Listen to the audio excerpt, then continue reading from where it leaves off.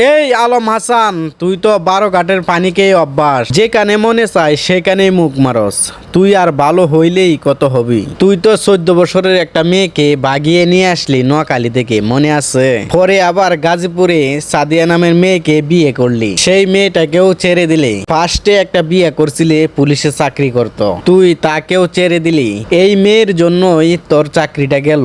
পরে আমার শালিকে তুই বিয়ে করলি, মিথ্যা অপবাদ দিয়ে তাকেও ছেড়ে দিলি। এখন আবার আরেকটা মেয়েকেও ধরলি, এই মেয়েটাও তোকে ছেড়ে দিল। আমি বুঝলাম না এই সমস্যাটা কার, তোর নাকি ওই মেয়েগুলার? আমার তো মনে হয় সমস্যাটা তোর। না হয় এতগুলা মেয়ের সাথে সম্পর্ক করলি, একটা মেয়েও তুই টিকাতে পারলি না।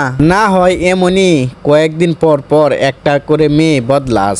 আরে তুই একটা সংসার কর, জীবন চিরদিন এভাবে কাটাতে পারবি না। তোর বাবা কত ভালো একটা মানুষ, এমন ভালো একটা ঘরের মানুষের সন্তান, তাহলে তুই এমন হলি কেন? আরো তো একটা সন্দেহ লাগতাছে রে আলম হাসান, তোদের বাড়িতে ঘুরতেছে।